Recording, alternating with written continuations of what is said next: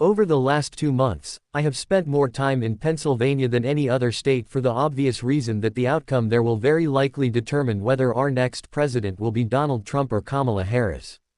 One increasingly clear phenomenon I have slowly seen, and it's backed up by some polling, is that Gen Z voters who are between the ages of 18 and 27 are far more open to supporting Trump than their millennial elders, who are mainly in their 30s. A recent poll from Harvard has Harris leading Trump 61% to 30% among millennials, but an NBC News poll shows that with voters 18 to 29, that lead shrinks to 16 points at 50 to 34. It tracks with what I have been seeing on the ground. At a Trump rally in Harrisburg back in August, I met young, blue-collar Gen Zers who believed Trump would provide more opportunity. A J.D. Vance event in Hershey was overflowing with 20-somethings, and Saturday in Butler, I met dozens of first-time voters planning to pull the red lever. It came into clear focus later on Saturday night at Jack Jolly's Holiday Bar in downtown Butler, a town which, unlike many of the hollowed-out Ohio cities I've seen that are more rust than belt, is actually quite charming and seems to be thriving.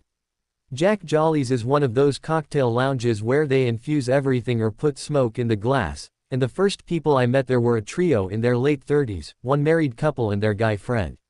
All were childhood buds from Butler who had moved away after college and recently returned to purchase homes in this lovely hillside hamlet. They were no fans of Trump, and they also weren't overly interested in politics. At one point, I asked them if the emerging well-to-do segment of the population and the longer-standing middle and lower classes mingled well. They looked at me quizzically and I said, "I mean, your kids must go to school together, right?" "Oh, we don't have kids," the single guy told me, though the woman is a teacher. And they are a type of voter I have seen elsewhere, in San Francisco and Chicago: good jobs, few responsibilities, and not terribly ill at ease with the state of their lives, the country, or the world. About the time they took off, another trio took their place, this time, 3 dudes, younger, mid to late 20s. 2 were Trump fans, and the other, a history teacher, supports Harris, but also said, "I don't think Trump is a threat to democracy." What followed was a robust conversation about politics, America, and life. They were well informed, avid social media users, and importantly, they all seemed to have a grasp on the best arguments of the other side.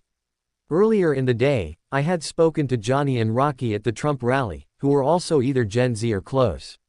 They are buddies, but I was surprised when Johnny said, "Rocky and I watched the VP debate together.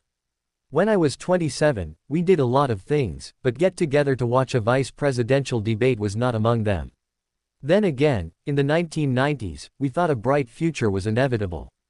Unlike Gen X, Gen Z is very well aware that it isn't. Part of the reason that I was slow to pick up on the reddening of Gen Z, especially, but not only, Gen Z men, is that I couldn't really explain it, and I still struggle to.